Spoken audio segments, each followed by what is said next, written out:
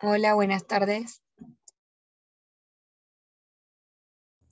Hola, buenas tardes. Ahí está un poco de gente.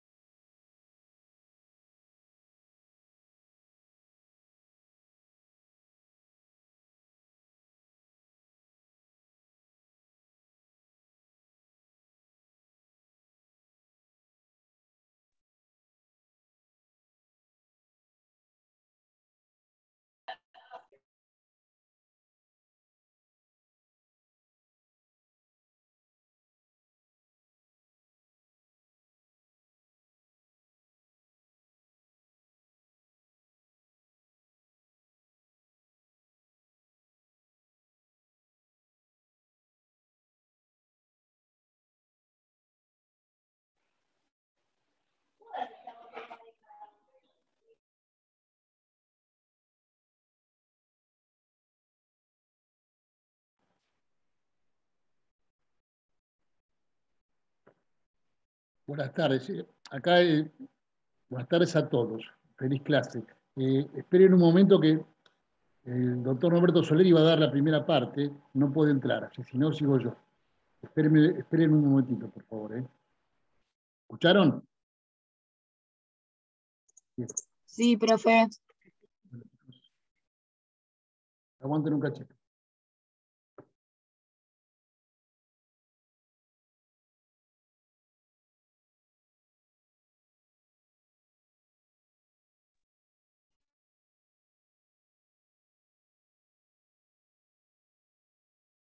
Norbert.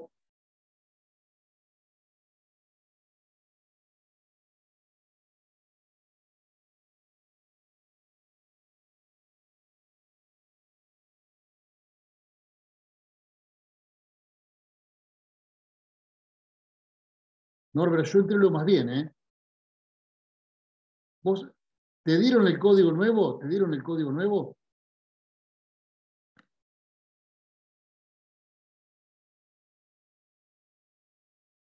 ¿Sí?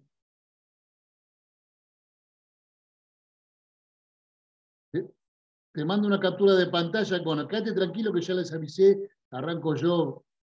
Digo que vos después del código Hammurabi. Quédate tranquilo. Dame un minuto. Para que ya te mando una captura de pantalla. A ver qué.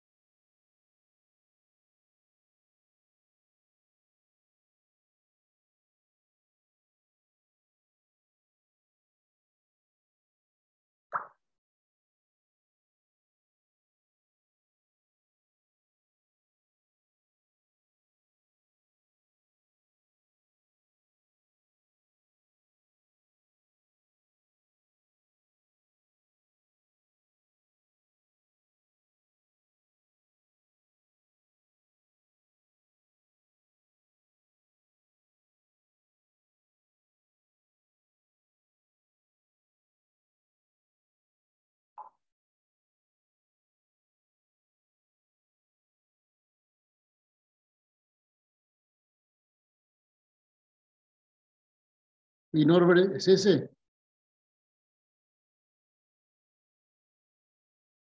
Intentá con ese, si yo quede tranquilo que arranco yo. Quédate tranquilo.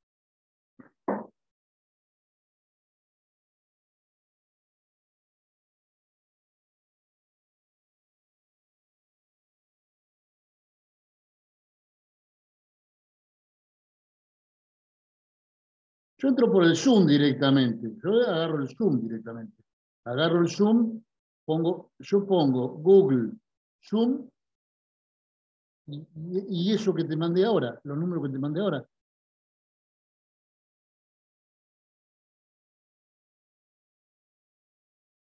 ¿Sí?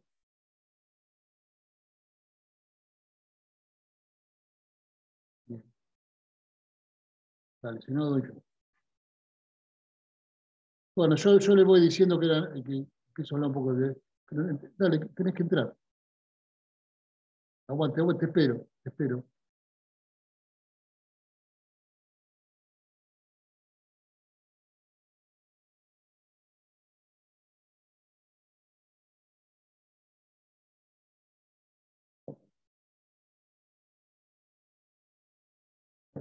Y después apretás y te va a dar ID de la reunión. Es Historiac, con H mayúscula, Historiac 4. Le volvés a hacer y te va a pedir ID de la reunión o clave para entrar, no sé qué es lo que. Sí.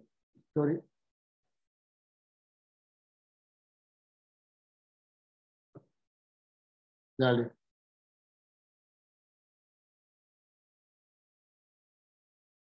Bueno, dale. Vos, si entrás me interrumpís. Quédate tranquilo. Dale.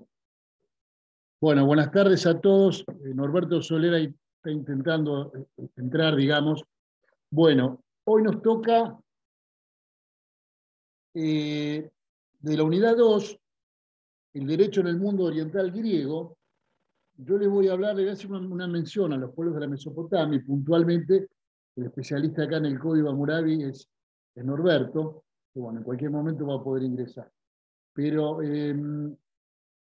yo les voy a hablar de lo que es el derecho hebreo y la Biblia como fuente jurídica, y después Alejandro Rosales les va a hablar de lo que es el derecho en Grecia y la concepción del derecho de la filosofía griega. Bien. Bueno, entonces, básicamente acá, para hablar de estamos en principio hablando de lo que serían estos pueblos de la Mesopotamia. A ver un segundito. Norberto, ¿pudiste entrar? Bueno. En el aula virtual, fíjense ustedes que hay una microclase de Norberto Soler que habla específicamente del Código de Hammurabi. Entonces, dentro de estos pueblos localizados en la Mesopotamia, del derecho, sería este derecho antiguo, yo les voy después en todo caso hablamos alguna cosa más de Hammurabi, pero bueno, vamos a empezar. El pueblo hebreo ha existido y existirá por la traducción de sus leyes y su forma de administrarla, ¿no es cierto? Entonces, ¿qué hay que tener en cuenta cuando estudiamos una legislación? Hay que estudiar múltiples factores, ¿no es cierto? Entonces, el espacio geográfico es una de estas cuestiones, es decir, dónde estas leyes se establecen, dónde nacen y dónde se ejecutan. Entonces, el origen de las leyes, digamos, del Estado judío, porque acá hay dos cosas. Por un lado tenemos el pueblo judío, y por otro lado, con mayor posterioridad está el Estado de Israel. Nosotros vamos a empezar hablando originariamente de lo que es el pueblo judío. Entonces, inicialmente no tuvo una ubicación específica, sino fueron nómades al principio y hasta ciertos años después se han dedicado, es un pueblo que se dedicaba a la actividad agrícola ganadera y tenía un código de conducta basado en leyes divinas. Era Yahvé, su Dios, se basaban en esta cuestión que era de muy extrema rigidez, tanto moral como religiosa. Entonces, después van a vivir una época de cautiverio con los egipcios de más de 400 años, van a ser esclavos, y va a estar en la parte del Éxodo, que es lo bíblico, esto que lo tienen presente ustedes, ¿no?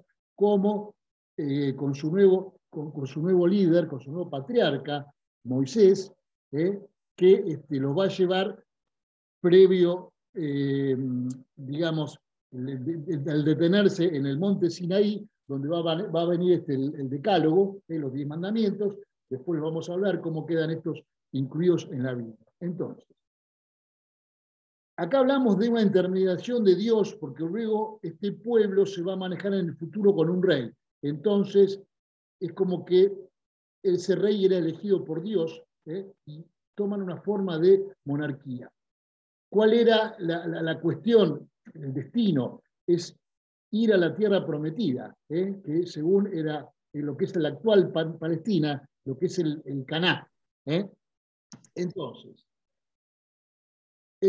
básicamente, si tenemos que hablar del derecho hebreo, está basado en leyes que son consuetudinarias, religiosas, y que se fueron transmitiendo por distintas generaciones a través de la costumbre. Hay una parte del derecho hebreo que es oral hasta la creación después de el decálogo. Entonces, voy a poner los lentes porque si no, nada de todo esto sería posible.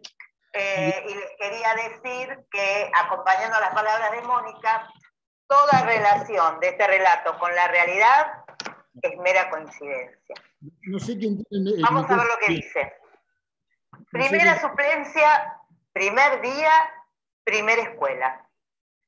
Muy temprano y muy ansiosa emprendí el camino, cargada de sueños, pero también de libros y carpetas, pues al finalizar la jornada debía concurrir al profesorado como todos los días para culminar este año la carrera, recibirme y ser profesional. El anfitrión puede apagar las pulsaciones se aceleraron. Hola. Bueno, volvimos a la normalidad, parece.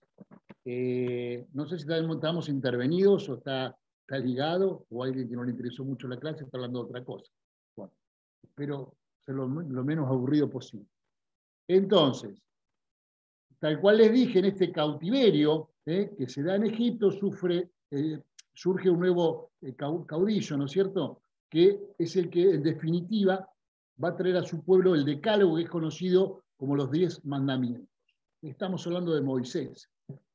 Ustedes conocen la historia, digamos, que el pueblo hebreo llegó un momento de la preocupación del faraón de Egipto,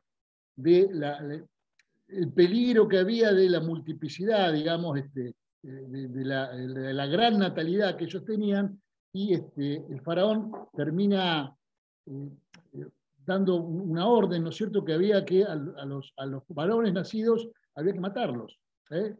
Moisés, la partera es, ¿qué pasa? Como dentro de lo que el pueblo judío, el no matarás es un mandato divino del decálogo, de los que serían las parteras que tenían esa orden, no cumplen las órdenes, y entre ellos, si bien la madre de Moisés lo abandona, luego va a estar criado, digamos, por lo que sería el palacio, pero él va a tener posteriormente un surgimiento, se va a escapar al desierto, y en esa escapatoria que tiene en el desierto es cuando dice que Moisés, la historia bíblica habla que fue cuando tiene el contacto con Yahvé y que es elegido para dirigir al pueblo hebreo. Eso es en grandes rasgos. Norberto Soler, ¿estás? Bueno, parece que no puede entrar. Bueno, yo voy a tratar de sintetizarles. Les voy a hacer una mención. Entonces, fíjense, tienen presente la clase, la plenaria que vimos con Alfonsina. Ustedes tienen el aula virtual, van a la unidad 2 y ven las lecturas. Las que hay obligatorias, acá les voy a decir como referencia, hay una guía número 2, que es el derecho, digamos, hay varias guías de Francisco García y Fabián Macitelo, que son docentes, compañeros nuestros, y está muy didáctico, y en este caso lean el derecho en la antigüedad, y dentro de acá yo les voy a hacer un resumen de lo que los chicos han puesto en esta guía.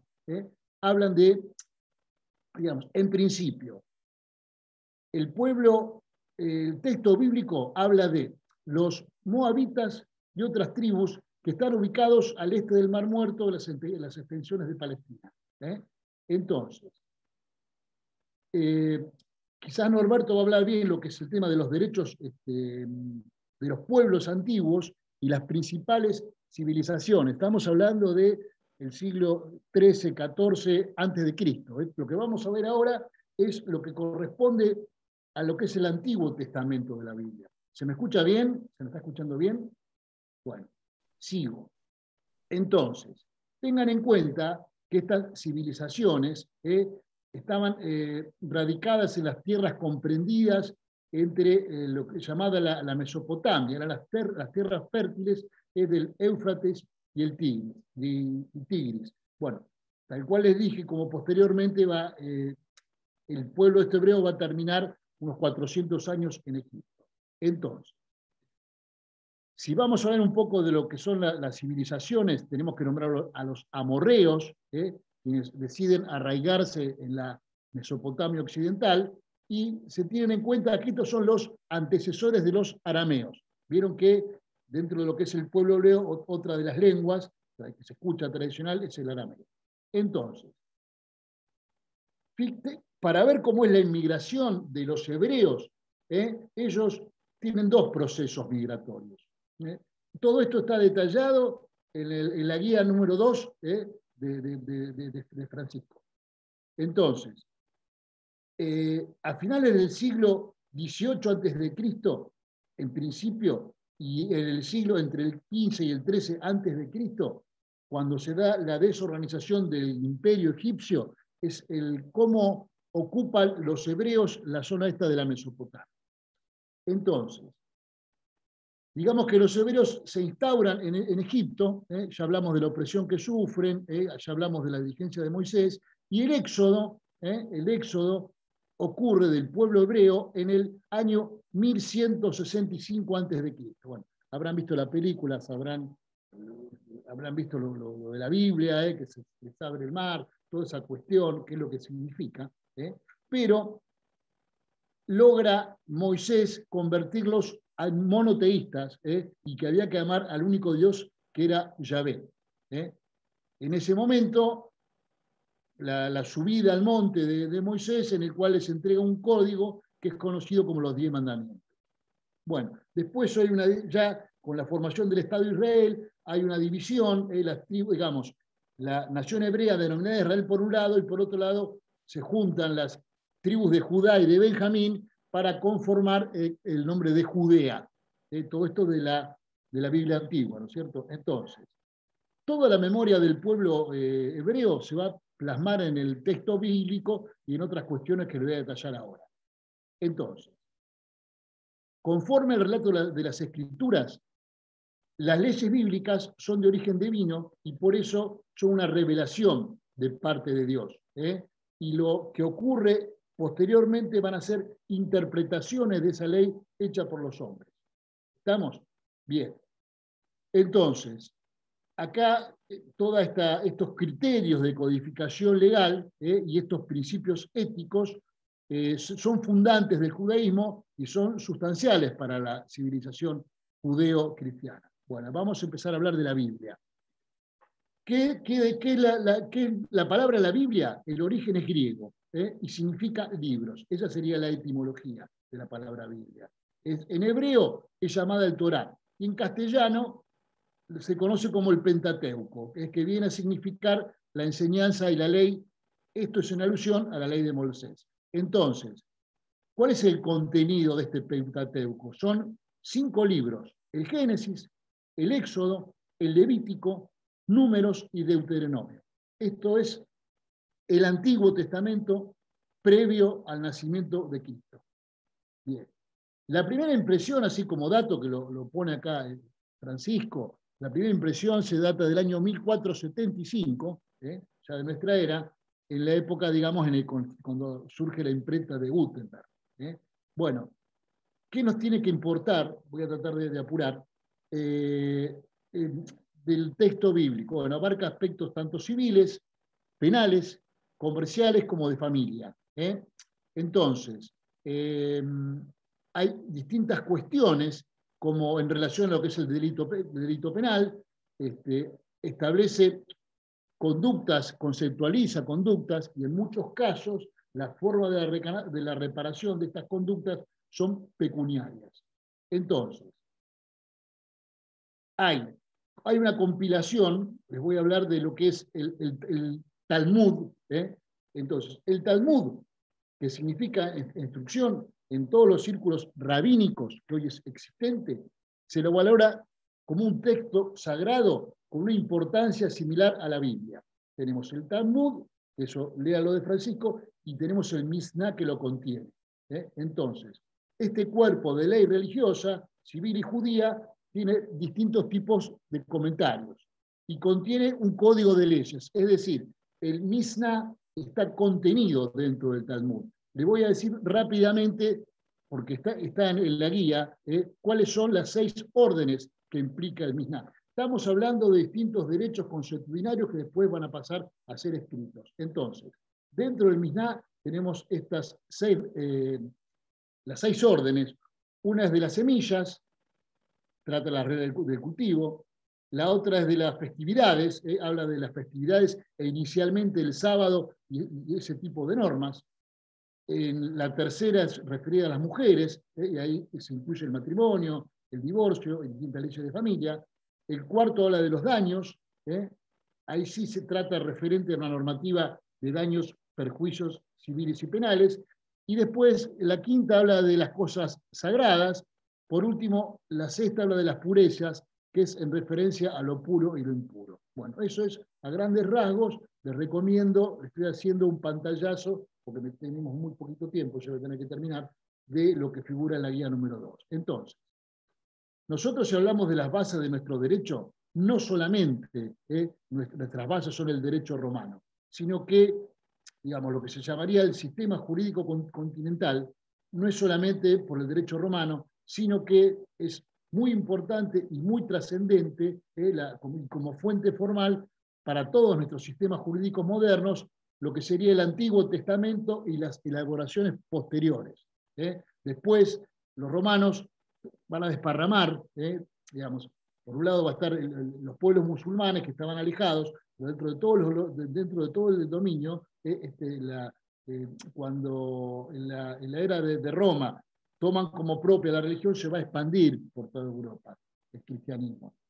Y conjuntamente con esto, entonces, a modo de repaso, tenemos que decir que los hebreos tenían esta necesidad de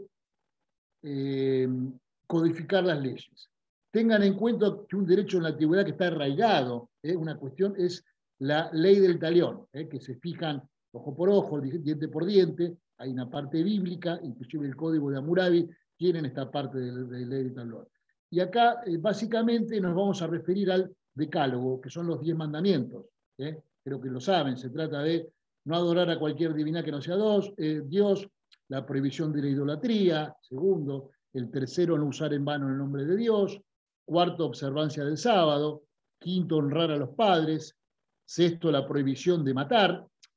Acá les hago un comentario, dice que el pueblo judío, en esto de matar, eran bravos, eran bastante bravos, y eran de pasar a cuchillo en esa época, ¿no? Antigua, eran todos los pueblos bravos, pero se respetaba mucho la prohibición de matar entre ellos mismos, pero para con los pueblos extranjeros era una época muy sangrienta que todos los pueblos atacaban y pasaban a degüello.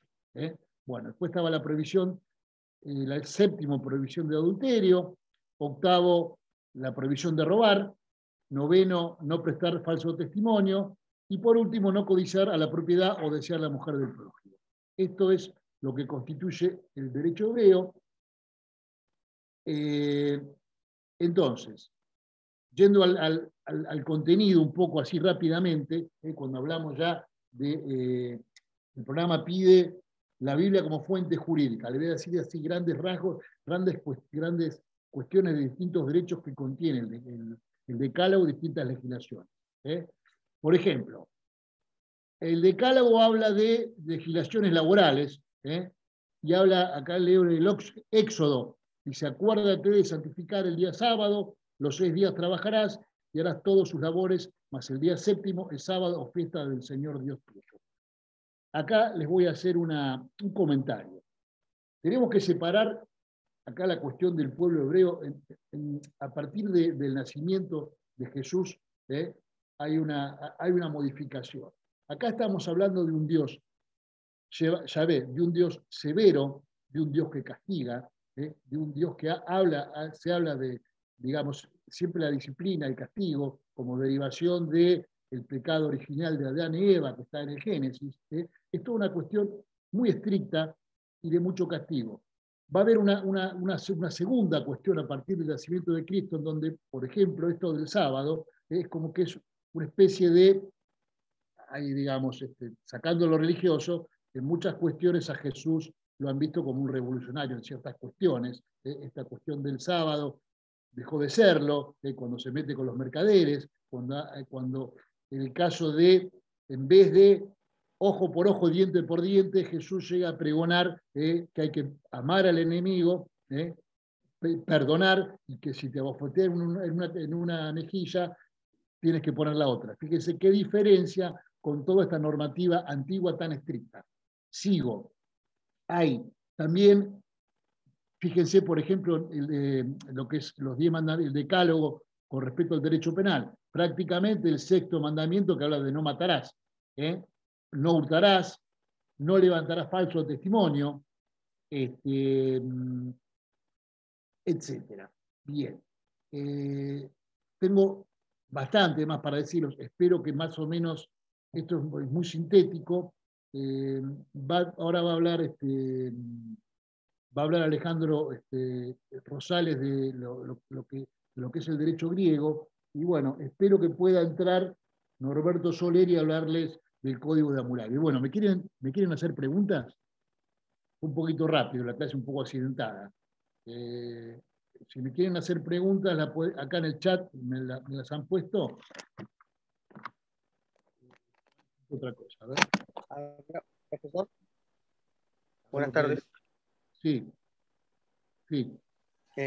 Hablamos en un momento dijo que era por costumbre que se transmitía esto, después supuestamente fue a través de papiros y todo eso, ¿no? Que quedó, Sí, hasta sí, que llegó la impresión, que quedó todo esto impreso, ¿no? exactamente, digamos, todo este derecho consuetudinario que se iba transmitiendo de los distintos pueblos, llegó un momento que se entrelazaban y había que tener algo rector, porque hubo una etapa en la cual hasta podía llegar a haber una confusión cuál era la normativa aplicable para distintas cuestiones. Esto se empieza a unificar y digamos,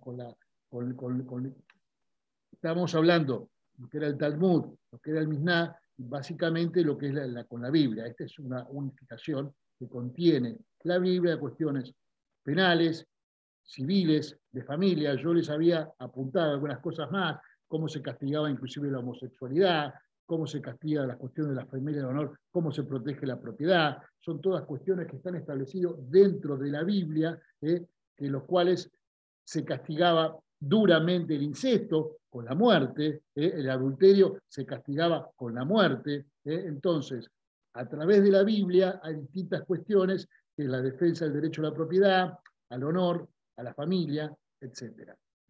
No sé si, a ver, si yo les había más o menos querido armar algo, pero estamos medio complicados con el tiempo. No sé, Alejandro, si vos ya estás por entrar ahora. Alejandro Rosales. Bueno, me parece que me quedé solo hoy. Me quedé solo en la clase. Entonces, no sé si te quedó, la respuesta te quedó, lo que me habías preguntado más o menos te lo aclaré. ¿Con quién hablaba Sí, sí, recién? sí. ¿Quién es el que habla? Cristian Samite. Cristian Samite. Ah, Cristian, no te encuentro, acá pues somos unos cuantos. Sí. Igual tengo un poquito de noción de la Biblia, así que entiendo un poquito. Lo que quiso aclarar. Digamos, lo que tratamos de examinar cuál es la importancia del derecho hebreo, digamos, cómo nuestro derecho continental, como el derecho romano también va abrevando los antiguos, y así a modo de conclusión,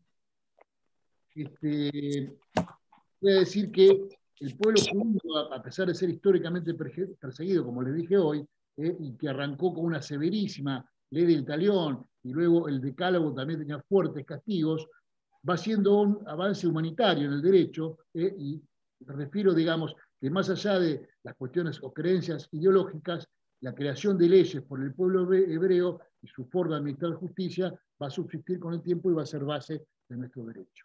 No sé, Alejandro Rosales. Profe, Sí, no me quedó claro lo del pueblo hebreo con respecto a Jesucristo, lo del día sábado, porque en teoría bien. descansó el domingo. Sí, sí. No, digamos, acá, digamos, es como que el mensaje, el mensaje, digamos, que viene como el Mesías, Jesús, más allá de la parte religiosa, del punto de vista jurídico, él como que tiende a hacer una flexibilización de las leyes, no es tan estricto con respecto al día sábado, por ejemplo, no es tan estricto con respecto a los castigos.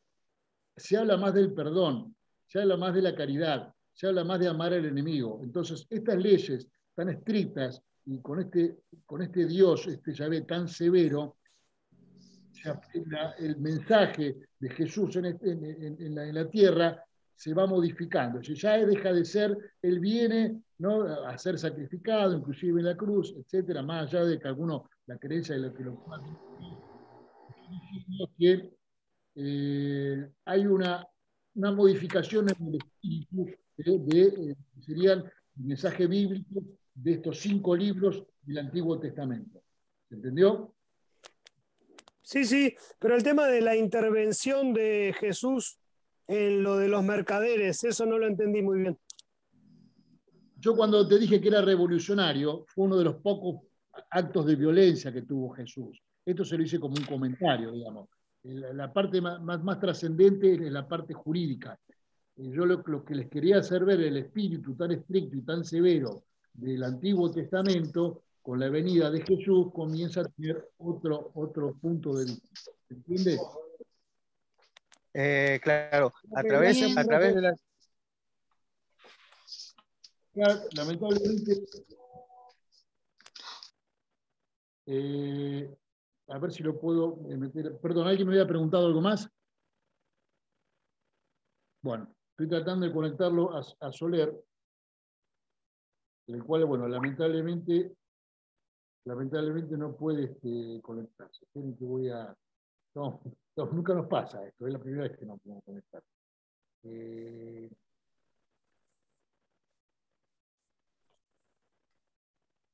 Perdón,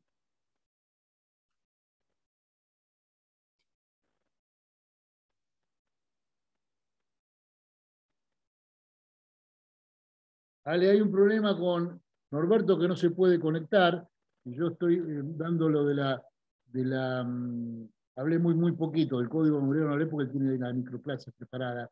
Vos vas a entrar con el derecho griego un poquito más tarde, ¿cómo? Bueno, si tenés algún comentario para hacer digamos, de los pueblos, yo ya más o menos les dije algo por arriba de lo que es la Mesopotamia, etcétera, pero bueno, Norberto está frenado. Bueno, fíjate. Bueno, dale. Bueno, a ver que estoy respondiendo. Bueno, ahora entra Alejandro Rosales, que empieza con derecho griego. ¿Alguno me quiere hacer alguna otra pregunta? Les pido disculpas por la desprolijidad, pero hoy pasó entre la filtración y lo que le pasó al primer profesor, nunca le había pasado antes. ¿Hay alguna pregunta más que me quieren hacer? No, profe, yo le quiero decir que es historia C4.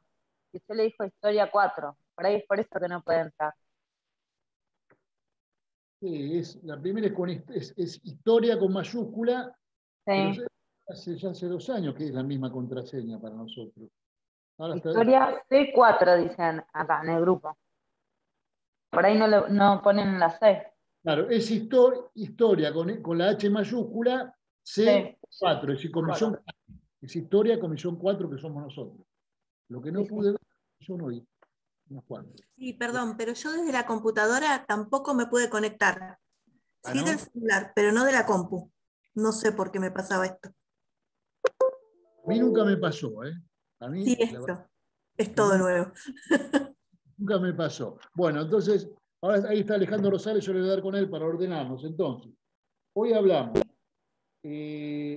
muy así por encima de lo que es el derecho en el mundo antiguo oriental, el Código Hammurabi, que a ver si Norberto lo puede dar. Yo les hablé del derecho hebreo, la Biblia como fuente jurídica, y ahora Alejandro Rosales, que ya está en línea, va a hablar de Grecia, del derecho griego. Así que bueno, Alejandro, cualquier cosita, me decís, yo estoy acá esperando a Norberto, que no puede entrar. Adelante, querido. Bueno, quede tranquilo. Quede tranquilo. Hola, buenas tardes. ¿Me escuchan bien? Hagan con la cabeza nada más. ¿Me escuchan bien? Sí, perfecto. Bueno, días pasados, cuando fue la primera clase, la clase de presentación, se dieron varias pautas. Voy a ser sintético para contar lo que se habló, por si alguno no estuvo presente.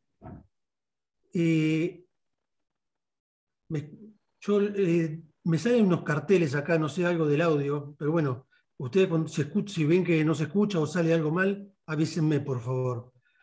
Bueno, les decía, voy a resumir más o menos lo que se habló en esa clase, porque creo que es importante que lo tengan presente y lo apliquen en la cursada.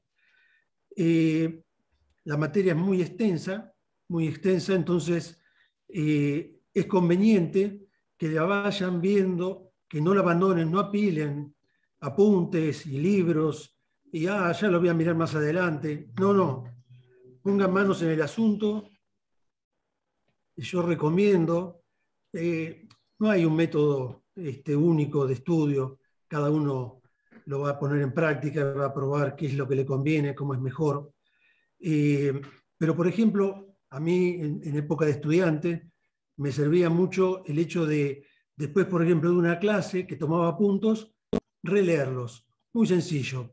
Entonces, hacía anotaciones, ampliaba cosas que me recordaba que habían hablado en la clase, correcciones ortográficas. Y ese hecho de haber escuchado a un profe y luego releer lo que uno escribió, aunque no lo crean, es un gran avance y les sirve mucho. Y de acuerdo a la memoria, de acuerdo a cómo van razonando, después capaz que con leer una sola vez más ya es suficiente como para presentarse en un parcial. Parcial que hoy, siendo las primeras clases, parece lejano, pero cuando se quieran acordar vamos a estar hablando del parcial. Y son muchos temas que se van acumulando, son muchos temas, son muchos años de historia. Algunos que seguramente ya los conocen, porque ya los habrán visto, son muy repetidos, y otros que no. Acá hay un tema que se suma quizá a la dificultad de la materia, a lo extenso de la materia, que son las lecturas obligatorias. Van a ver en el aula que hay muchas lecturas, de casi todos los temas hay lecturas, y no son lecturas que están colgadas ahí en la página decorativas para decir, uy, esta gente cuánto que leyó. No, no. Son temas, chicos, que se preguntan. En general, los parciales, les adelanto, tienen 12 o 13 preguntas y aproximadamente la mitad son autores. Autores que están ahí en la página.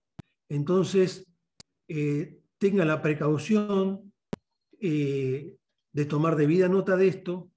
No veo a nadie escribiendo, escríbanlo, resáltenlo, para que después no van a decir que fueron sorprendidos. Tomen nota de esto, hagan resúmenes, o si lo permite la página, hay algunos que se pueden incluso resaltar en la misma lectura, eso es muy práctico, porque ustedes lo leen, resaltan lo más importante y luego cuando lo repasan con leer la parte resaltada, ya es más que suficiente. Nosotros vamos a ver los días lunes con mis compañeros acá, hace muchos años estamos en esta cátedra, todos superamos los 20 años en esta cátedra, así que es medio complejo porque tenemos que dar media hora cada uno, a veces se nos comprime mucho, a veces no. Nos gustaría, por supuesto, estar para contestar más preguntas o dar más consejos o contar determinadas cosas, pero a veces es medio complicado, el tiempo es muy, muy apretado. Bueno, si no tienen ninguna pregunta respecto de la materia, tienen bastante claro cómo es el tema, ya paso directamente a hablar de los primeros temas de la materia del derecho en Grecia. El derecho en Grecia, que no sé si han visto ustedes algo, chicos. El derecho en Grecia se habla mucho, poco se sabe. Hay algunos autores que dan por conocidos determinados temas y uno después va a las fuentes y no es tan así. ¿Por qué? Porque el derecho griego, estudiar el derecho en Grecia, presenta varias dificultades. No es como en Roma. Roma era un estado enorme, gigante, el más importante en la época antigua, pero todos sus territorios estaban regidos por la misma ley. Todo Roma, desde la propia ciudad de Roma o las distintas conquistas, todo se regía por el mismo derecho. Grecia, un país muy pequeño, con sus famosas polis, cada polis tenía su derecho. O sea, no había un derecho unificado. No es que ustedes digan, bueno, estudio el derecho en Grecia, leo, por ejemplo, el derecho de Atenas y es común a todos los demás estados o ciudades-estados que había en Grecia. No, no era así. Cada estado tenía su propio derecho. Había semejanzas, pero no era el mismo. Entonces, esa es una de las primeras dificultades que tiene el derecho para estudiar el derecho en Grecia. ¿Cuál es la otra dificultad de Grecia? De Grecia, lo poco que se conoce es generalmente por escritos de autores. No es que se hayan encontrado códigos, no sé, en excavaciones arqueológicas y demás, como para conocer, esta era la ley en determinada ciudad de Grecia. No. era un territorio tan batallado, de tantas guerras, que realmente se fue perdiendo, fueron tantas conquistas después, entonces se fue perdiendo todos esos antecedentes. Casi todas lo que se conoce del derecho en Grecia corresponde a fuentes extrajurídicas. Por ejemplo, uno conoce de la ley de Esparta por lo que escribían los autores en Atenas, pero no es porque se tuviese un código espartano. Como les decía, la arqueología no nos ha aportado casi nada como para saber. Fíjense, por ejemplo, que de lo más antiguo o lo primero que se conoce del derecho en Grecia son por los poemas homéricos. Entonces, ahí sí arrancamos para conocer algo de la ley y el derecho en Grecia a partir de los poemas de Homero. También se conoció mucho en otra obra que se llamó Las Leyes, una obra escrita por Platón, ya en su vejez, ya era muy adulto Platón, que ahí se conoció también, fundamentalmente por las críticas que hace Platón a obras que había hecho Aristóteles, su alumno. Pero bueno, como ven, estamos hablando de filósofos, no estamos hablando de juristas. Entonces, son críticas que hacen, pero desde el punto de vista filosófico. ¿Por qué es esto? Porque como se dice vulgarmente, la filosofía es a Grecia como el derecho es a Roma. Para Grecia hay que dejar la filosofía. El derecho es romano.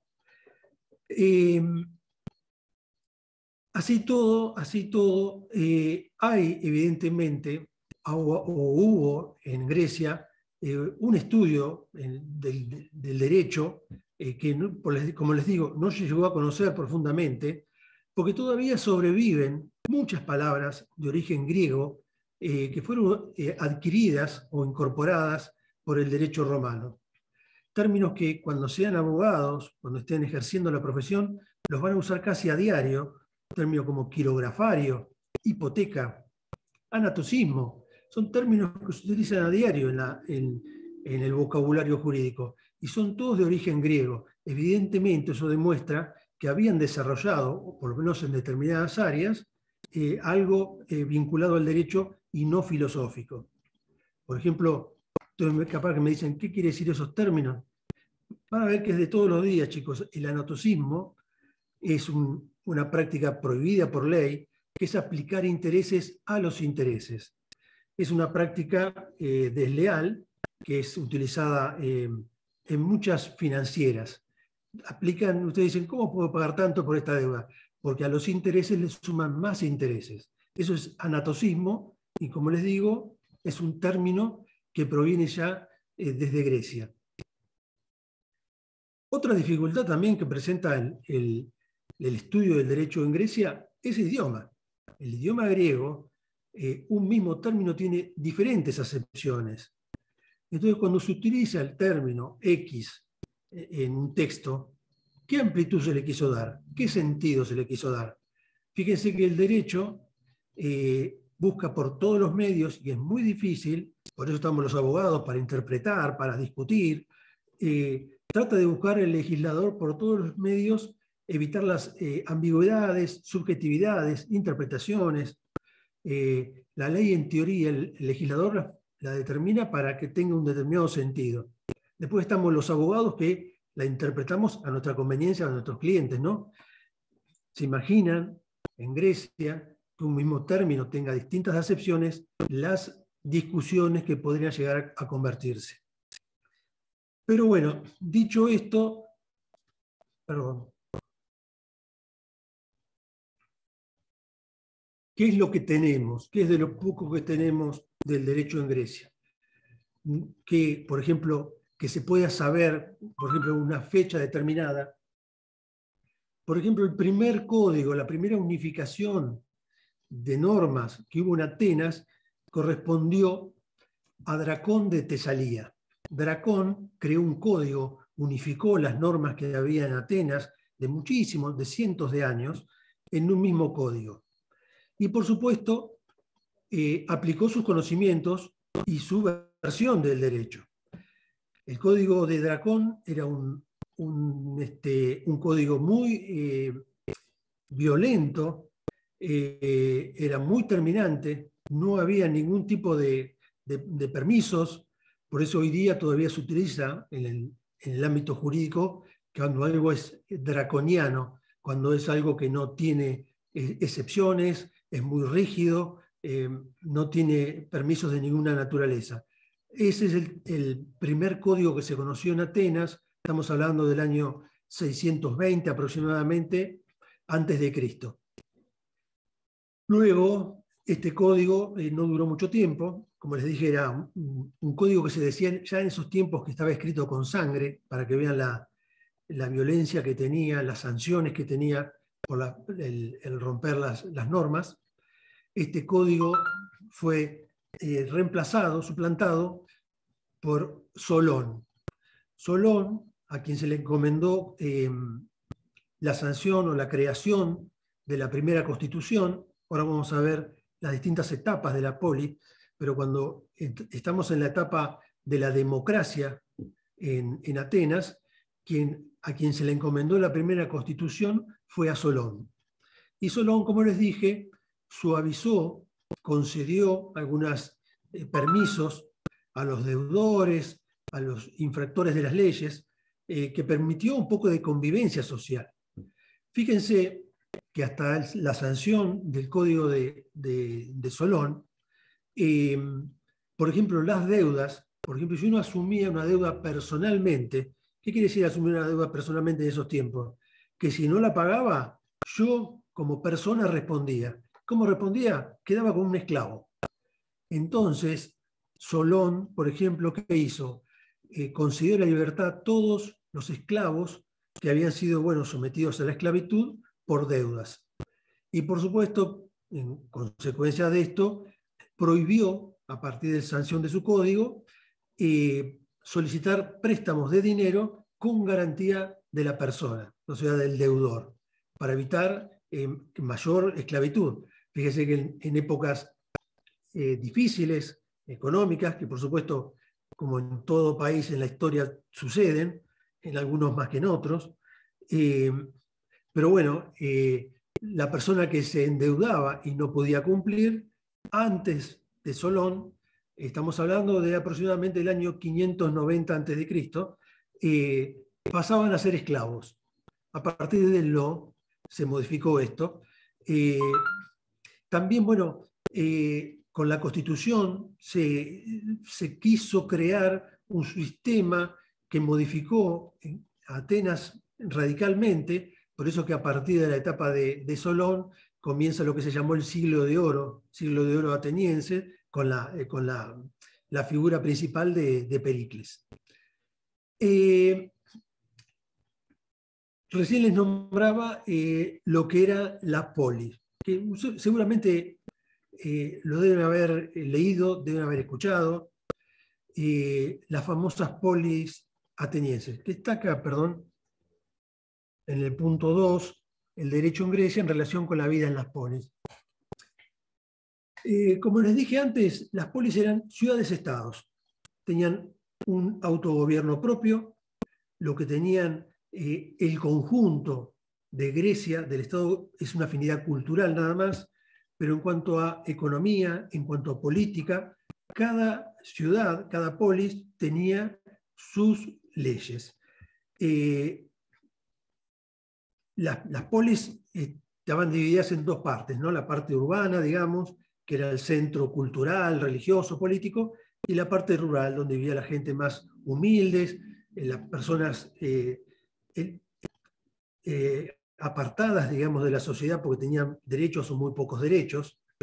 Las ciudades tenían gran cantidad de habitantes, como por ejemplo Atenas, que según cuentan llegó a tener 300.000 habitantes. En cambio había otras que tenían 1.000, 1.500 habitantes. No se imaginan que todas las ciudades eran tan grandes como Atenas o como Esparta. La sociedad estaba compuesta por los que se llamaban ciudadanos, luego estaban los metecos y por último los esclavos. Los ciudadanos eran los que tenían todos los derechos. Los ciudadanos eran los ciudadanos atenienses. Ahora vamos a ver quién participaba realmente, quién tenía la totalidad de los derechos, que no eran todos. Los petecos eran los extranjeros, o sea, tenían una participación menor y tenían muy pocos derechos, los fueron aumentando con el correr del tiempo, y los esclavos, que no tenían ningún tipo de derechos, pero eran la base de la economía. Como les dije antes, ¿voy muy rápido o tienen alguna pregunta hasta acá? ¿Algo que no entendieron? Vamos, ¿sigo? ¿Avanzo? Yo lo que pasa, chicos, que estoy hablando, estoy mirando más que la página de Zoom, la cara de ustedes, estoy mirando si aparece mi compañero Norberto Soler, porque como no lo veo todavía, entiendo que no va a presentarse, así que yo me sigo explayando para cerrar el tema. Sí. Alejandro, recién Sí, me mandó a pedir ahí a Cocina, no sé, el centro de estudiantes, no puede entrar de ninguna manera. Intentó de todas maneras, no puede entrar. Bueno, yo sigo hablando entonces. Bueno. Yo sigo hablando. ¿Está bien? Bueno, les decía, chicos, cómo fue evolucionando las polis. Las polis no fueron siempre iguales. En sus primeros tiempos, estas ciudades eran monarquías. Cada una tenía un rey. Ese era el sistema político que las regía. Luego, ya estamos hablando en el siglo VII antes de Cristo, se pasó a un sistema aristocrático en donde las familias más ricas, mediante las asambleas, pasaron a tomar el poder religioso y político de la polis. Estas clases eran la gente más adinerada y fueron las que reemplazaron al sistema monárquico. ¿Qué pasó con este sistema? ¿Qué pasó con este sistema, les decía, aristocrático? Tuvo muchos problemas sociales. Porque ¿qué pasó? Por ejemplo, Atenas fue creciendo. Con el crecimiento de Atenas, principalmente comercial, hubo gente que se enriqueció y entonces empezó a exigir también más derechos. Y ese derecho, esas asambleas eran manejadas por familias tradicionales de Atenas que no permitían el acceso a nuevas familias. Esto generó muchos conflictos sociales, revueltas, y por eso que la calma, la paz, recién se obtuvo cuando llegó Solón en la etapa del siglo VI, con el comienzo de la democracia, que fue la tercera etapa, la etapa final de las polis. Con el sistema democrático se llegó a una paz social en donde pudieron acceder otras personas también al manejo político y siempre el sumo religioso, porque ahí el poder no solamente era político, cada estado, cada polis era muy importante no solamente tener el poder político en la asamblea, sino también el poder religioso. Con la democracia ateniense en el siglo de oro, con estando manejado fundamentalmente por Pericles, llegó el apogeo de Atenas, llegó el apogeo de las ciudades más importantes, que luego, bueno, cuando llegó la decadencia de las polis, en principio con la guerra del Peloponeso, la guerra entre Esparta y Atenas, y luego con la invasión de Filipo II, Filipo de Macedonia, el padre de Alejandro Magno, que invadió Grecia aprovechando la cuestión del conflicto que había entre las ciudades más importantes y se apoderó de toda Grecia. Con la llegada de Filipo II, respetó los primeros tiempos el sistema de las polis, pero luego no estuvo muy convencido y arrasó con todos e hizo una monarquía en donde él estaba en el centro del poder. ¿Cómo era esta democracia? ¿Cómo era la democracia? Uno conoce la democracia ateniense, es la que más se conoce. era muy diferente a la democracia que tenemos en nuestros días y que por suerte podemos participar. En primer lugar, que era una democracia aristocrática, como dice acá Eugenia, restringida, conservadora. No podían participar los extranjeros, o sea, los metecos, y mucho menos los esclavos. Era una democracia directa, no representativa. Nuestra democracia es representativa, como dice la Constitución. El pueblo no delibera sino por medio de sus representantes. Nosotros no podemos peticionar, no podemos votar directamente una norma, lo hacen nuestros representantes. En Atenas eran los mismos ciudadanos que podían participar en asambleas y quienes votaban. Pero también tenía sus limitaciones. Ustedes imaginan que una asamblea podía durar 6 horas, 10 horas, entonces no todo el mundo podía participar. Podías ser ciudadano, podías tener derecho a votar y demás, pero no podías dejar de trabajar si eres una persona humilde. Entonces cada vez se restringía más, era muy poca gente la que participaba. Eran muy pocos los que estaban elegidos a participar. Profe. Vamos. ¿Alguien preguntó? Sí, le hago una pregunta, Samite Cristian. Esos ciudadanos, los que tenían derechos, que eran que eran hacendados, o sea, los más ricos de esa época. Bien, ahí vamos a ver cómo era la composición, un poco más afinado, de la sociedad ateniense y cuáles de estos componentes de la sociedad eran los que realmente participaban en las asambleas. Como les dije, Atenas llegó a tener aproximadamente 300.000 habitantes, de los cuales más de la mitad eran esclavos.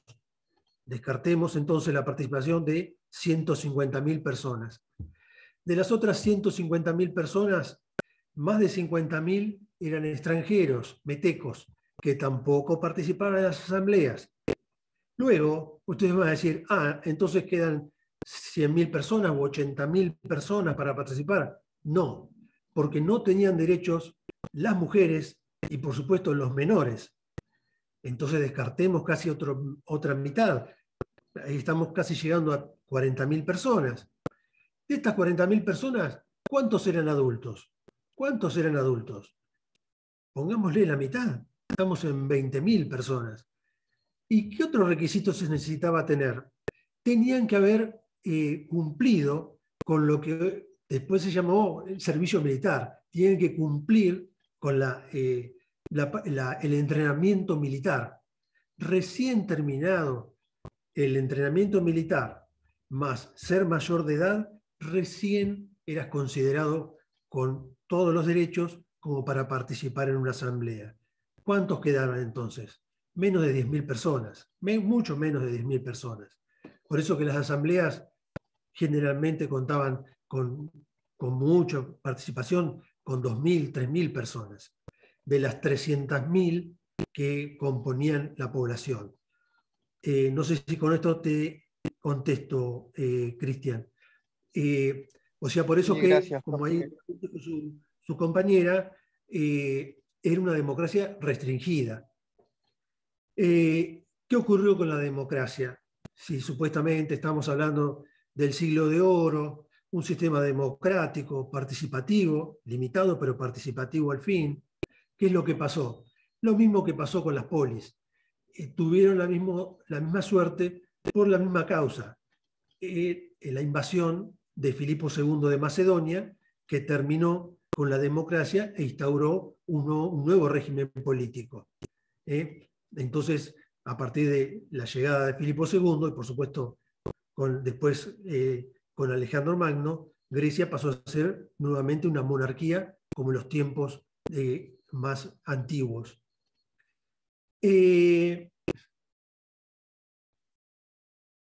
Si ustedes quizás se preguntan, sería bueno que se lo pregunten, van a decir, bueno, entonces eran muy pocos los que participaban, era gente, en definitiva, si pudiera una asamblea, que estaba bien económicamente, que tenía todos los derechos y demás. Entonces sancionaban leyes exclusivamente para la aristocracia. No, también en este periodo, en el siglo de oro, se sancionaron muchas leyes favorables al pueblo. De esta manera se evitó los conflictos sociales. Estas leyes, por ejemplo, permitieron más derechos sobre todo, no a los esclavos, pero sí a los metecos, a los extranjeros. ¿Cuáles eran los organismos que componían una sociedad en Atenas? ¿Cómo estaba compuesta? ¿Quiénes eran la clase directiva? Si vamos, el ejemplo lo doy siempre en Atenas porque es de la ciudad que más se conoce y de la que más antecedentes tenemos. Las instituciones que regían el gobierno en Atenas eran tres. La asamblea, también llamada, llamada en el término en griego eclesía, que tenía una función ejecutiva y legislativa. Después estaba el consejo, o también llamado Consejo de los 500, o en término griego boulé, que tenía más funciones administrativas, también tenía funciones diplomáticas, era también el encargado de ocuparse de resguardar el tesoro público, y finalmente los tribunales, con sus particularidades. Vamos a ver. La asamblea, por supuesto, la función principal, ¿cuál era? Legislar, pero también tenía como función elegir a determinados funcionarios del Estado griego. Y también tenía funciones judiciales. Por ejemplo, se encargaba de actuar como tribunal cuando se juzgaba delitos políticos. En ese caso, la asamblea también tenía funciones judiciales. El Consejo de los 500, o Consejo o Boulé, como lo encuentren, tenía la función diplomática, era quien se entendía con los distintos gobiernos, y con los distintos gobiernos, cuando ustedes hablan de gobierno, no Roma, no sé, Turquía, no, estoy hablando de otros gobiernos, incluso en la propia Grecia, porque ya les dije, cada ciudad era un estado. Entonces, el trato que hacía Atenas con el resto de las ciudades de Grecia, lo hacía por medio del Consejo. También tenía la función de conservar y de cuidar el tesoro público. También estaba el sello de la ciudad, bueno, y estas las partes más importantes. Era una función fundamentalmente administrativa. Y finalmente los tribunales. Los tribunales sí que eran muy particulares en Grecia, la Grecia antigua, porque aunque parezca increíble, los tribunales no estaban compuestos por personas que conocían el derecho. No eran magistrados, no eran letrados, no eran conocedores del derecho. Era la población común. La población común era quien estaba a cargo de resolver los conflictos privados y también algunos públicos. Para participar en el tribunal tenías que tener mínimo 30 años, solamente participaban los ciudadanos, los extranjeros y los esclavos, por supuesto que no.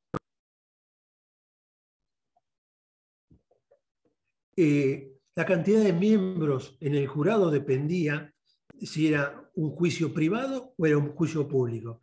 Y también dependía del monto del asunto. Cuanto más alto era el monto del asunto, más el reclamo, más era el número de jurados. Pero nunca había menos de 200 para resolver una cuestión. En los juicios, como en todo juicio vulgar, hay varias partes. Generalmente hay dos. Lo más común, no tengo estadísticas, pero los juicios en general hay un actor y hay un demandado. Generalmente son dos partes, básicamente. Puede haber terceros, pero bueno, no voy a entrar a complejizar, no tiene que ver con la materia. Pero cuando había un juicio entre estas dos partes. El tribunal, ¿qué hacía? Les concedía un tiempo, había un reloj de arena, en donde se daba vuelta este reloj y tenía tiempo para hablar, para dar su postura, su posición. Por ejemplo, primero hablaba el actor y mientras corría ese reloj de arena, explicaba qué es lo que demandaba, el objeto y qué es lo que pedía a cambio. Luego se le daba el mismo derecho al demandado. Se ponía el reloj y tenía ese tiempo para defenderse y decir por qué no le correspondía, por ejemplo, pagar una deuda o satisfacer lo que le pedía el actor. Y generalmente estos juicios terminaban en el día, porque este tribunal, que les dije tenía como mínimo 200 personas, resolvía si correspondía o no hacer lugar a la demanda. Así de sencillo era. En el mismo día se terminaba el juicio. Y repito, quienes resolvían la cuestión no eran jueces, no eran magistrados, no eran letrados, era gente común del pueblo. ¿Por qué? Porque en Grecia se entendía como justicia lo que era lo justo. Justo en el sentido común. O sea, no era necesario tener conocimiento de leyes. Y de esa manera se resolvían las causas. Este tema de la justicia, tengo tiempo, sí, tengo tiempo. Me parece importante, porque esto me da pie para meterme. Yo no sabía si iba a tener tiempo para hablarles, pero bueno, veo que sí tengo tiempo. Respecto de una obra, de un escrito que está colgado en el aula virtual, que corresponde a esta bolilla, es un escrito que se llama El derecho y los derechos en la antigua Grecia. El autor es José Justo Mejías Quirós. Este libro no es un libro, es un apunte, una obra, un artículo. Es muy importante, porque primero es muy importante por varias cuestiones. Uno, no voy a traicionar a nadie si lo digo y se los cuento, porque se los van a preguntar en el parcial. Por eso me gustaría ver que estén anotando esto que les digo, que lo resalten, porque se les va a preguntar, es una pregunta de examen, generalmente, qué pasó, qué decía Mejías Quirós respecto a determinada cuestión. Y también porque leyendo este artículo van a poder completar, y muy bien, el punto 2.4 de esta unidad, que es la concepción del derecho desde la filosofía griega, que es de lo que habla el autor en este artículo. Ya desde el comienzo del artículo nos dice de qué trata el tema, qué es lo que pretende incorporar Mejías Quirós, qué discusión o qué es lo que pretende resolver. Dice, los pensadores griegos concibieron como lo justo y como orden normativo.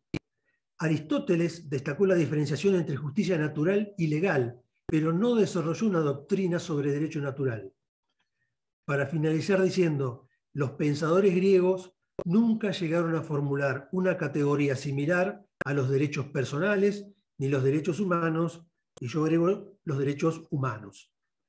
De esto trata este artículo. Esto es lo que quiere decir Mejías Quirós. Él dice que nunca en Grecia se debatió o se creó una doctrina de los que hoy llamamos derechos esenciales, derechos humanos. ¿Y por qué el autor confecciona este artículo? Porque hay muchas obras jurídicas en donde hacen referencia a que en el pensamiento de la antigua Grecia fue donde se inició el pensamiento de los derechos naturales o derechos humanos, que él, por supuesto, lo niega. Para Mejías Quirós, los griegos jamás contaron con algo parecido a lo que se llamaron derechos humanos. ¿En qué se basa esto? él dice que los padres de la doctrina de los derechos humanos fueron los romanos. Los griegos esbozaron muy tibiamente lo que fue los derechos humanos. Esbozaron muy tibiamente porque llegaron a decir que había una normativa más allá de la normativa positiva, la normativa de la polis, que había una normativa divina, de origen divino, que debía ser respetada. Por eso es que el autor dice, en estas páginas voy a tratar de exponer brevemente cómo el orden superior del que abrieron los griegos antiguos no fueron el verdadero derecho natural o derechos humanos, cuya formulación doctrinal debe ser atribuida a los romanos de la antigüedad. Me estoy quedando ya sin voz, ya sigo.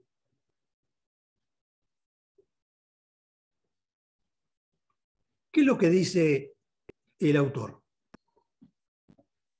En el punto 1 dice que fue Hesíodo quien por primera vez en la cultura occidental dejó por escrito referencias a alguna existencia de una justicia que debía prevalecer sobre la voluntad del legislador humano.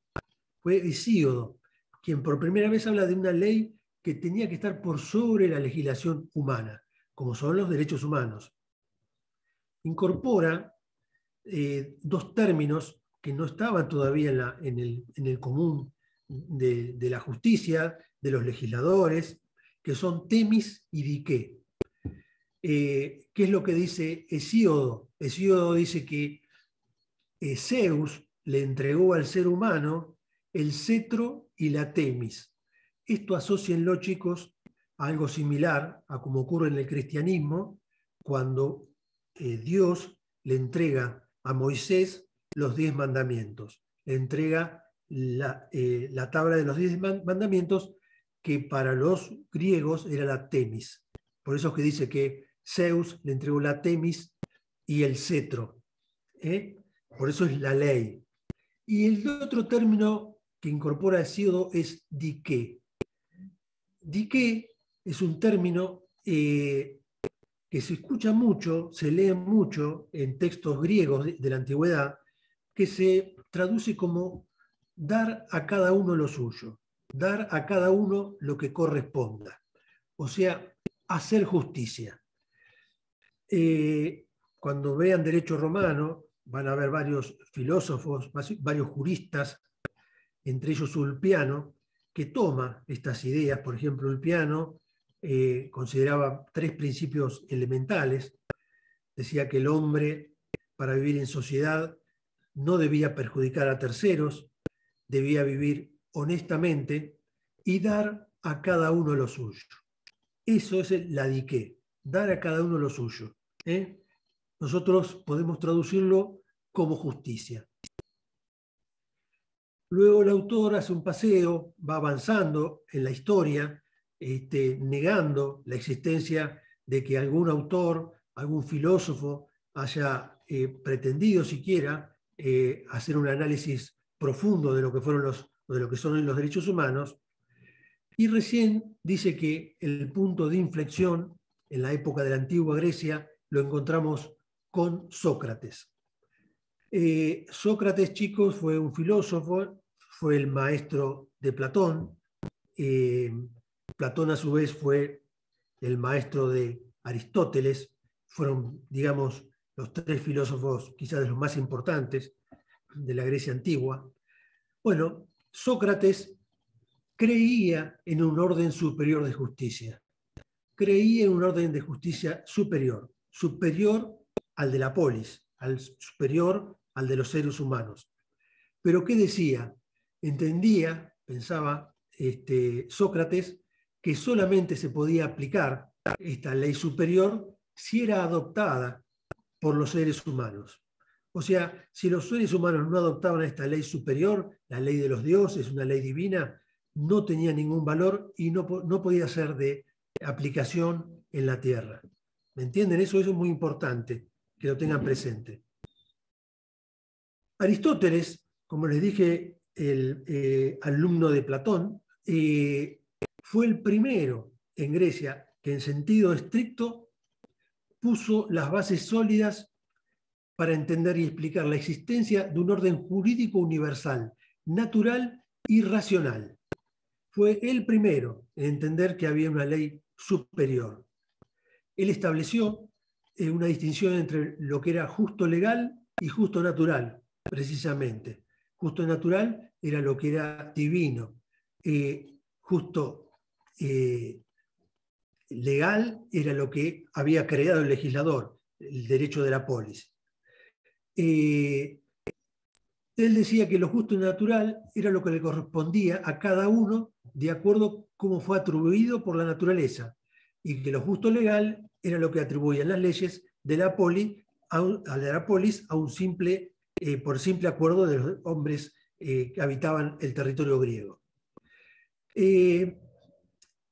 Esto es esencial en este artículo, que reitero, léanlo porque se les van a preguntar,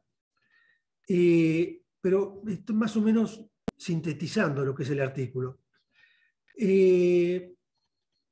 Fue así, en el punto 2, Mejías Quirós dice que se fue perfilando poco a poco entre los griegos la idea de un orden jurídico natural y otro positivo, a partir de Aristóteles, o sea, la creencia de una ley de origen divina. Razón que dice que eso es el punto de partida para configurar el orden jurídico. Nunca fue el individuo, sino la comunidad, y en particular el bien común de esta. Esto fundamenta Mejías Quirós el hecho de que no se profundizó el estudio de los derechos humanos, porque en los griegos el centro de la legislación no era el ser humano, como es nuestra legislación. En nuestra legislación el centro es el ser humano. En los griegos era la polis, el centro de la protección de las leyes. Esto es esencial. Fíjense que ya al finalizar el artículo dice,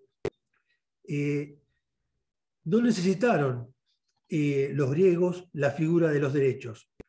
Cuando se atacaba algo que era legítimo, jurídico, no constituía principalmente un ataque individual a la persona que sufría las consecuencias, sino que se tomaba ese ataque a toda la sociedad. Era un ataque contra el sistema. Por ello, aunque el perjudicado no activara los mecanismos de defensa de sus intereses personales contra el infractor, sí podía hacerlo cualquier otro, pues el perjudicado estaban representados, porque con el perjuicio estaban representados todos los ciudadanos y el interés general de la polis. Fui bastante rápido, me extendí un poquito de lo que pensaba hablar, pero me parecía importante incluir esta lectura porque a veces se hace difícil leerla. Ustedes están leyendo los primeros textos en la universidad, tienen una dificultad mayor a los textos que leían en sus colegios. Para nosotros, como docentes, es fundamental que aprendan a comprender los textos, no solamente a memorizarlos. Es más importante que los entiendan, porque así el día de mañana van a poder entender no solamente lo que dice una ley, no solamente lo que dice una sentencia, no solamente lo que dice su contraparte cuando le hace un escrito, sino no van a poder entender. Y si no pueden entender lo que dice la contraparte, no van a poder contestarle. Y si no saben lo que es una sentencia, no van a saber si ganaron o perdieron un pleito. Que aunque ustedes no crean, ha ocurrido que no lo crean. Por eso es fundamental, chicos, que al margen de lo que nosotros incorporamos como conocimientos históricos, dediquen tiempo a la lectura de estos artículos que están en la página virtual del colegio, del aula virtual. Bueno, veo unas caras un tanto cansadas. Sepan disculpar, no es un tema muy alegre el del derecho griego. Va a haber temas más divertidos. No es que nos vamos a reír, ¿no? Pero por lo menos vamos a poder hablar o opinar un poco, quizá un poco más de profundidad, porque, como les dije, el derecho griego se conoce muy poco, ha llegado muy poco a nuestros días, y es todo de interpretaciones de distintos textos. Así que bueno, los últimos minutos, ya estoy casi sin voz, los invito a que, si tienen alguna duda, me hagan preguntas. Yo quiero preguntar algo. Sí. Con respecto a la modalidad de los parciales, ¿va a ser de una cantidad de 13 preguntas como en los parciales de forma virtual, ya que van a ser presenciales? Bueno, estamos hablando de suposiciones. No tenemos certezas, no podemos decir hoy, firmar, sí, el parcial es presencial. Es lo que está pautado, que va a ser presencial. Pero chicos, nosotros no sabemos esta pandemia cómo va a evolucionar, si va a ir la curva en descenso o en ascenso. Sobre todo por esta variante que surgió hace pocos días, hace poco tiempo, la Delta, que dicen que el pico va a llegar los primeros días de septiembre. Entonces, no podemos saber a ciencia cierta si va a haber presencialidad en el parcial. Vamos a suponer que sí. No son 13 preguntas, porque si no tienen que estar mucho tiempo. Se reducen a 5 preguntas en general. Es mucho más acotado. Sí, porque cuando había clases presenciales, normalmente eran como máximo 6 preguntas. Exacto. Si es presencial, se reduce a la mitad. Y por supuesto, tienen que escribir con su virome, de puño y letra. No sé el manejo que tienen ustedes de la computación, del teclado, pero por supuesto, yo creo que generalmente se escribe mucho más rápido con un teclado y más cómodo. Cuando van a ver, cuando les toque, si el examen es presencial, por ejemplo, en el aula magna no hay ni pupitre donde apoyar, o sea, tienen que apoyar sobre sus piernas, es muy incómodo, así es la letra que tienen y la tenemos que leer, pero bueno, tiene dificultades. ¿Alguna otra pregunta, Federico? Hola, ¿me escuchan ahí? Sí, cómo no, dale.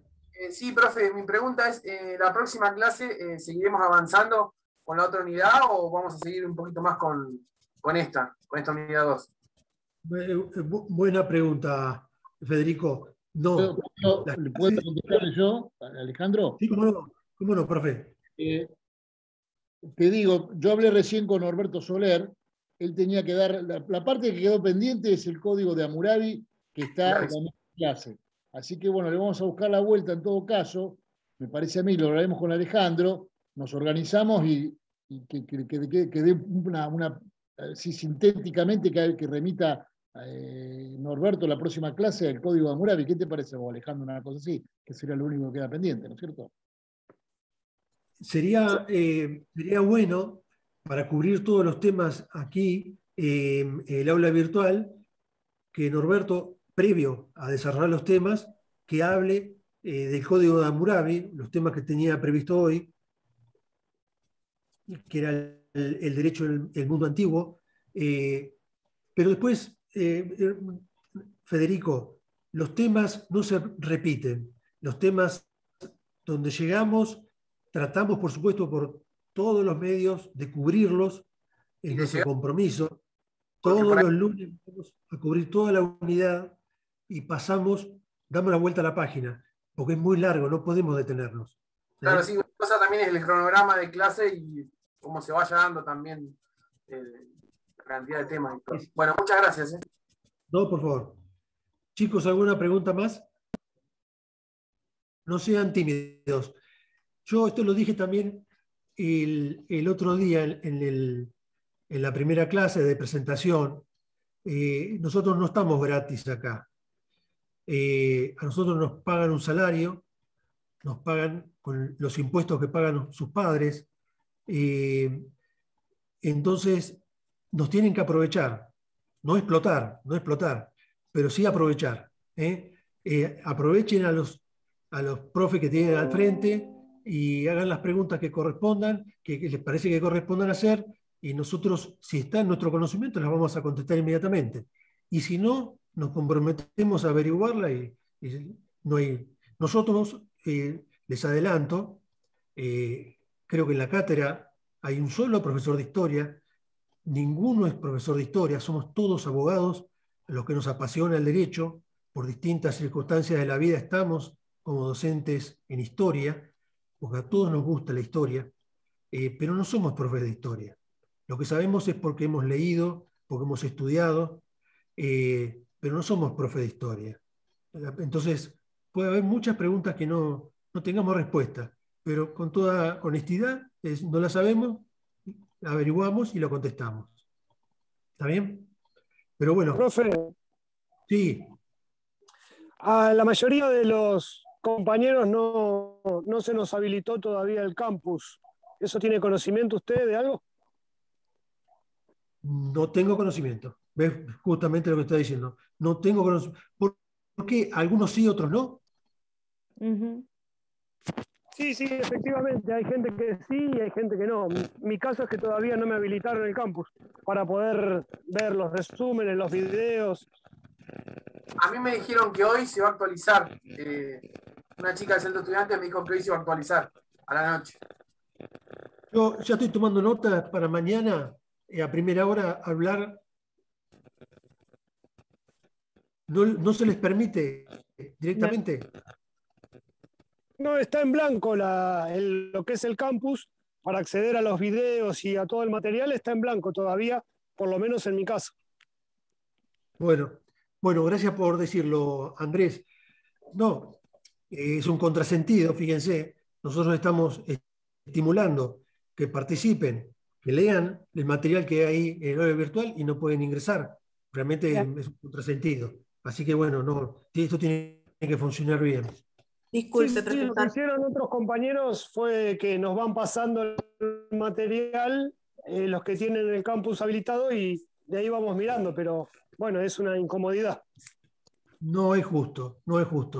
Todos tienen que ser iguales. Tienen que estar en las mismas condiciones. Profesor, era más o menos lo que le iba a comentar. Hay chicos que no pueden acceder directamente al campus y otros que tienen el campus, pero no tienen la posibilidad de ver el contenido, así que están medios como trabados en ese tema. Muy bien. Yo ya les dije, chicos, mañana voy a hacer el reclamo pertinente. Muchas gracias. No, gracias. Bueno, si no tienen ninguna otra pregunta más, lo dejamos para la próxima semana. ¿Alguien quiere preguntar algo más? No, fue todo bien claro, profe. Bueno, no creo que haya sido tanto. Bueno, chicos, gracias por la atención. Estudien. Lo dije el otro día. Gracias, profe. Y lo repito ahora. Aprovechen la oportunidad. Hay muchos chicos que quisieran estar ahí donde están ustedes ahora. Muchos. Y no pueden. Aprovechen esa oportunidad que le dan sus padres, que le dan la universidad, para poder estar ahí sentados y poder progresar en la vida y estudiar. Bueno, hasta la semana que viene. Gracias. Y al otro profesor. Chao, profe, gracias. Horacio. Nos hablamos, Horacio. Dale.